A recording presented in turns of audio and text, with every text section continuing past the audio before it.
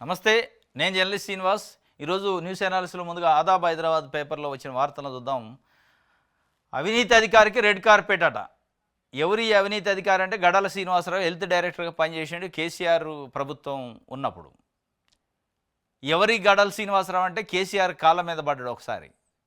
ఒకసారి కాదు, 2 సార్లు పడ్డాడు. దాని మీద అప్పుడున్న ఆ మీడియా కానీ ప్రజా సంఘాలు కానీ ప్రజాస్వామ్యవాదులు అడిగితే ఒకసారి కాదు నేను 100 సార్లు పడతా, కేసీఆర్ నాకు తండ్రితో సమానం అనడు. ఎందుకు అనడు ఇదంతా అంటే కొత్తగూడెం టికెట్, అసెంబ్లీ టికెట్ ఇస్తాడని కేసీఆర్ కాళ్ళ మీద పడ్డాడు అనేది అప్పుడు చర్చ.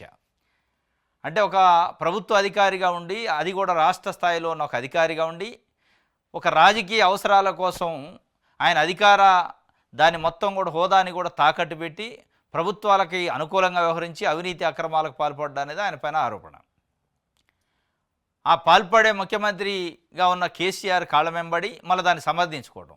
దీని వెనకేంది ఆయన రాజకీయ ఎజెండా, హిడెన్ ఎజెండా ఏంటంటే రాజకీయంగా ఆయనకి ఏదో ఒక పదవి కావాలి, ఎమ్మెల్యే టికెట్ కావాలి, ఎమ్మెల్యేకి గెలవాలి, అది కేసీఆర్ ఇస్తాడు నేను కాళ్ళ వెంబడితే అని చెప్పి ఒక ఆశతోని ఆయన అప్పట్లో కాళ్ళ వెంబడడం. ఆయనకి రెడ్ కార్పెట్ పరిచారట. ఎవరు పరిచింది అని అంటే ఇప్పుడు చీఫ్ సెక్రటరీగా ఉన్న శాంతి కుమారి గారు అప్పుడు హెల్త్ సెక్రటరీ. ఆమె ఈయన అవినీతిని కప్పిపూస్తూ జీవో నెంబర్ 90 అని ఒక జీవోని తయారు చేసింది.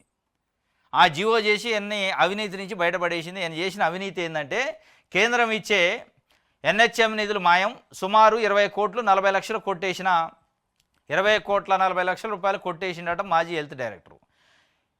ఐఈసీ ప్రింటింగ్ మెటీరియల్ తయారు చేయకుండా నిధులు స్వాహా. Director general vigilance and enforcement దర్యాప్తులో ఐఈసీ మెటీరియల్ పేరిట నిధులు స్వాహా చేసిన నిర్ధారణ.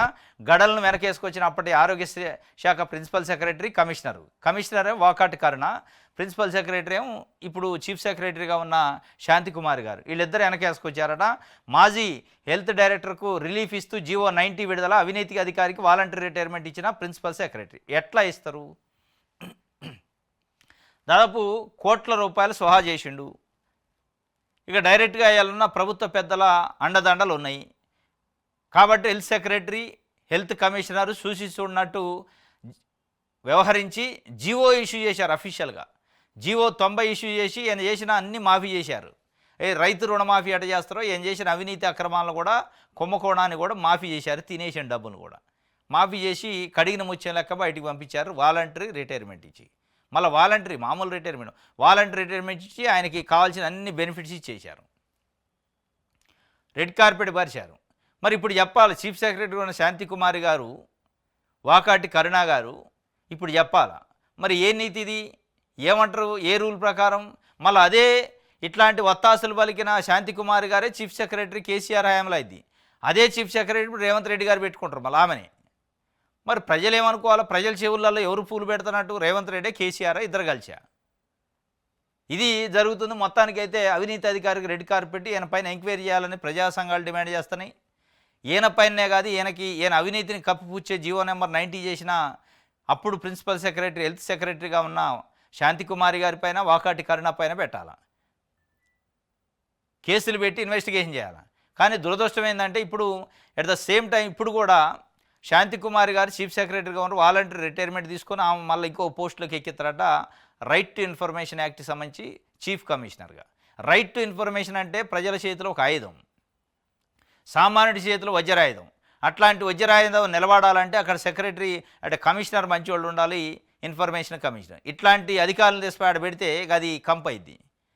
ఒక అవినీతి అధికారికి తోడ్పడటానికి 90వ నెంబర్ జీవో విడుదల చేసిన శాంతి కుమారి గారికి రేపు రైట్ టు ఇన్ఫర్మేషన్ కమిషనర్గా ఇస్తే ఆమె ఏం న్యాయం చేస్తారు, ప్రజలకి ఏమి చట్టాన్ని నిలబెడతారు అనేది ఇప్పుడు ప్రశ్న.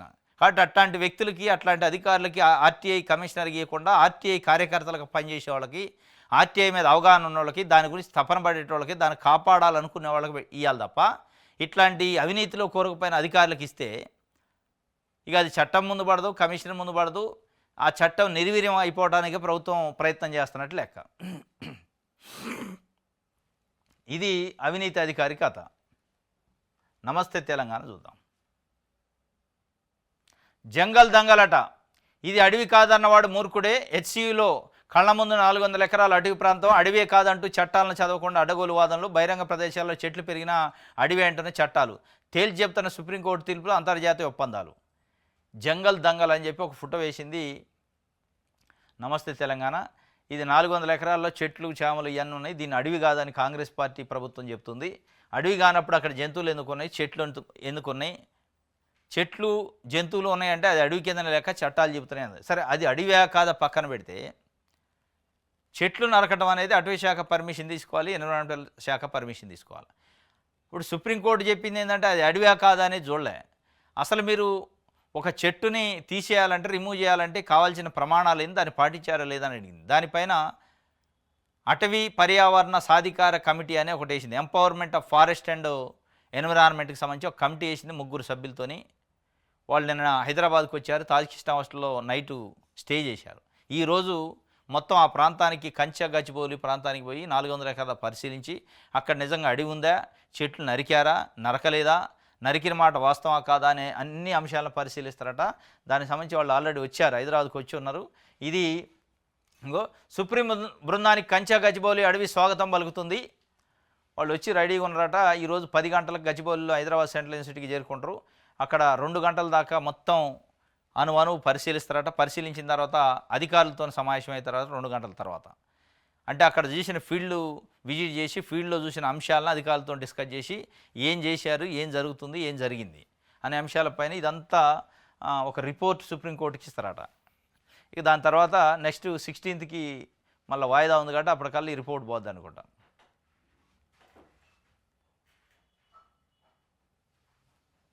రైట్, ఆంధ్రజ్యోతి చూద్దాం.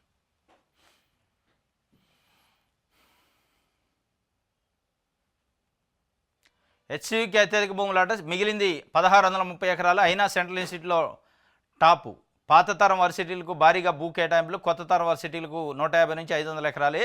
భారీగా భూములున్న సెంట్రల్ యూనివర్సిటీలో వినియోగం తక్కువే, 25% మించి వాడుకొని పోయినాం. విద్యార్థుల సంఖ్యకు విస్తీర్ణానికి పొంతనే లేదు. సెంట్రల్ యూనివర్సిటీ ఏర్పాటుకు 500 ఎకరాలు చాలన్న యూజీసీ. రాష్ట్రంలో జేఎన్టీహెచ్ ముఖ్యమంత్రి రేవంత్ చదివిన జేఎన్ఏఎఫ్ఏయులకు సొంత భూమే లేదు. లీజు భూముల్లోనే కొనసాగుతున్న ఆ 2 విశ్వవిద్యాలయాలు.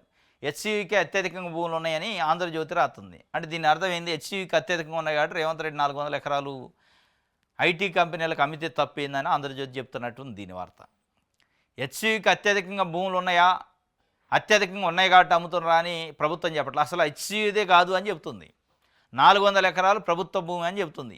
అది ప్రభుత్వాందా హెచ్సియుదా పక్కన పెడితే అటవీ శాఖ నిబంధనలు పాటించకుండా ఎందుకు మీరు ముందుకు పోయారని సుప్రీంకోర్టు చెబుతుంది. మళ్ళీ ఈయన కొత్త కన్ఫ్యూజన్ క్రియేట్ చేస్తున్నాడు. దేశంలో ఏ యూనివర్సిటీకి లేనంత హెచ్సియుకి ఉన్నాయి.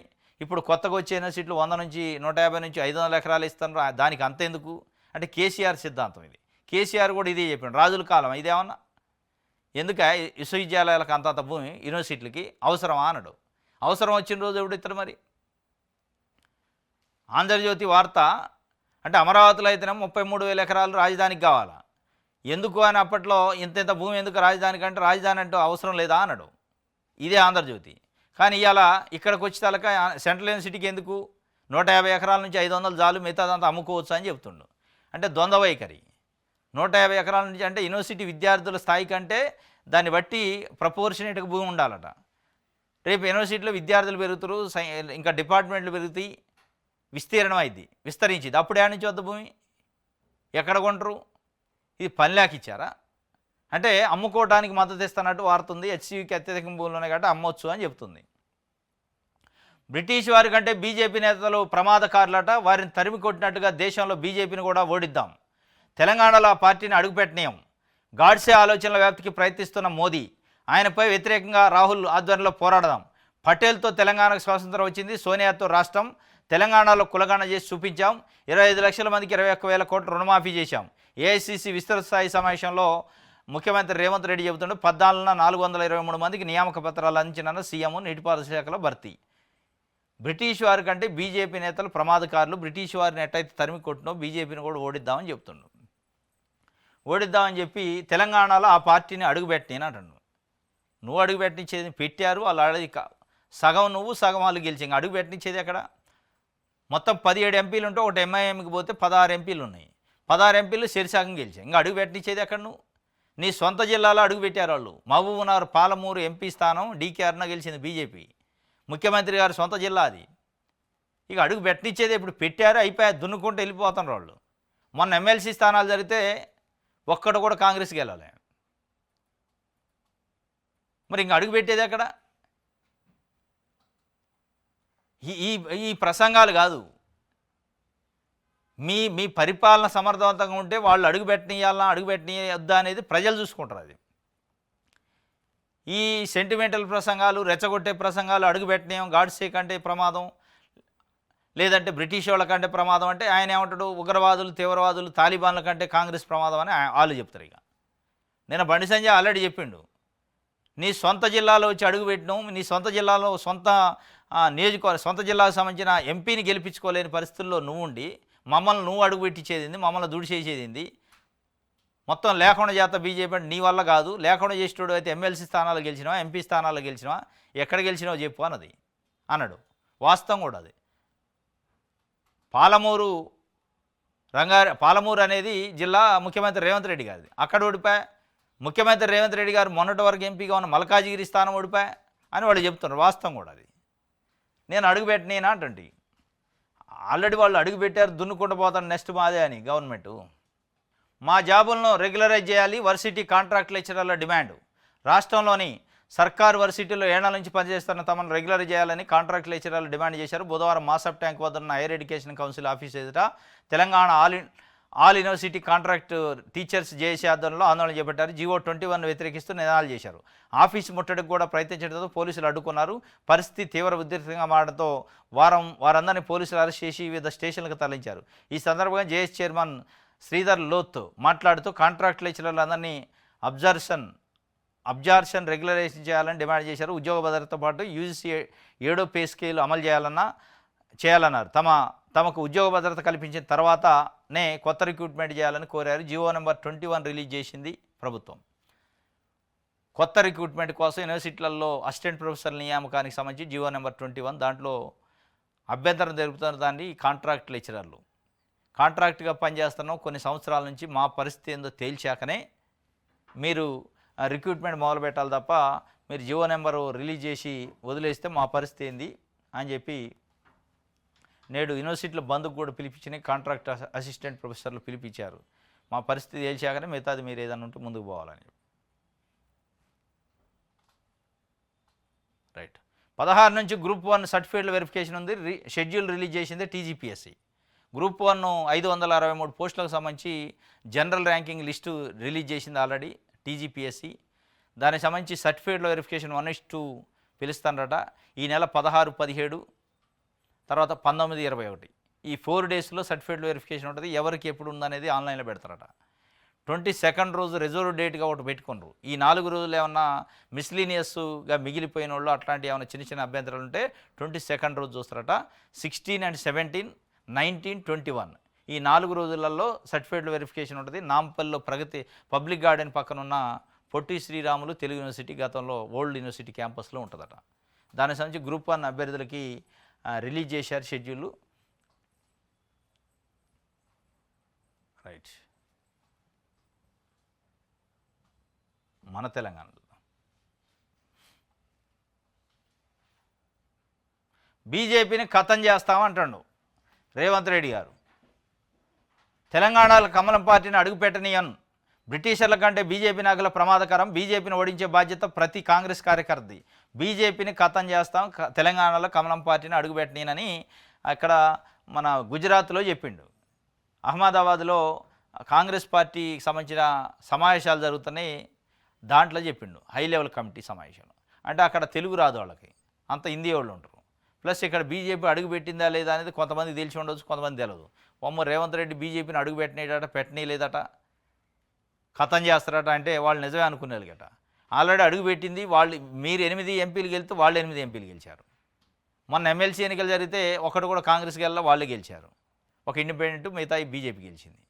మళ్ళీ నేను అడుగు పెట్టినంటే ఎట్లా నమ్మాలి? సొంత జిల్లాలో బీజేపీ ఎంపీ గెలిచింది, మీ సొంత జిల్లాలో.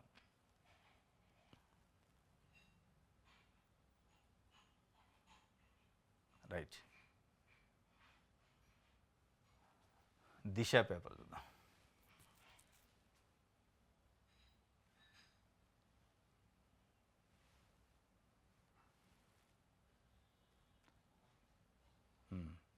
అధికారులపై సీఎం సీరియస్ అయిందట. కంచె గచ్చిబౌలి భూంశాన్ని సరిగా డీల్ చేయలేదని, సరైన ప్లాన్ లేకుండా ఫీల్డ్కు ఎలా వెళ్తారని ప్రశ్న, సమస్యలను ఎందుకు అంచనా వేయలేదని అసహనం, ఇంతమంది బ్యూరోక్రాట్స్ ఉండి ఏం లాభం అని ఫైరు, టీజీఐఏసీ సీఎం అధికారుల వల్లే కొత్త తలనొప్పులు వచ్చినాయని చెప్పి వాళ్ళు అధికారులపైన ఇవాళ సీరియస్ అయితే ఉంటుంది.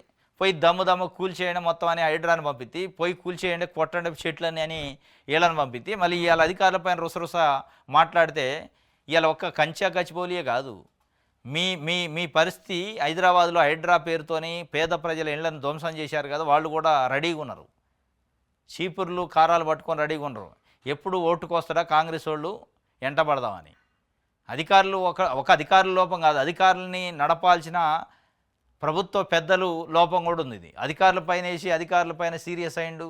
కంచె గచ్చిబౌలి నన్ను ఢిల్లీ వాళ్ళు తిడుతున్నారు, ఎట్టెందుకు చేశారంటే నువ్వు తిట్టిందా చేసుకుంటే.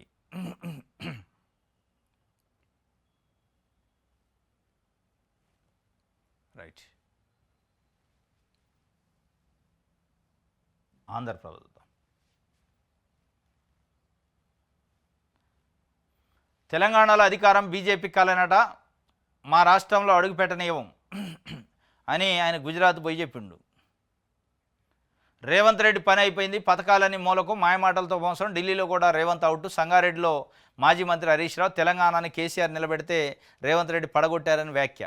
రేవంత్ రెడ్డి పని అయిపోయింది, పథకాలను మూలపడ్డాయి, మాయమాటలతో మోసం చేసిండు. ఢిల్లీలో కూడా రేవంత్ రెడ్డి పని అవుట్ అయిందని, ఢిల్లీలో కాంగ్రెస్ పెద్దల దగ్గర కూడా ఈయన పరపతి తగ్గిందని చెప్తుండు.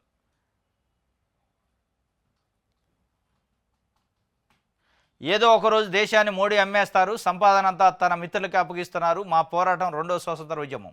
ఎన్నికల్లోనూ మోసాలు, 90% సీట్లు వాళ్ళకే, మహారాష్ట్ర ఎన్నికల్లో అక్రమాలు బహిర్గతం. అహ్మదాబాద్ సదస్సులో కాంగ్రెస్ చీఫ్ ఖర్గే, ముగిసిన 2 రోజుల ఏఐసీసీ సమావేశాలు, కరోనా కంటే కాంగ్రెస్ డేంజర్ అని ఎవరు బీజేపీ ఎంపీ హోంమంత్రి కేంద్ర హోంశాఖ సహాయ మంత్రి బండి సంజయ్ అంటుండు.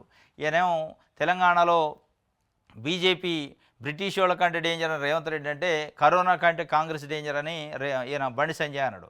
మొత్తానికైతే మల్లికార్జున ఖర్గే ఏదో ఒకరోజు ఈ దేశాన్ని మోడీ అమ్మేస్తాడు, వాళ్ళ మిత్రుల కోసం ఆయన తప్ప దేశం కోసం కాదు, సంపాదన అంతా మిత్రులకు అప్పగిస్తాడు, మా పోరాటం ఇక రెండో స్వతంత్ర పోరాటం అంటాడు. అంటే స్వతంత్రం లేదని అర్థం ఇప్పుడు. రైట్.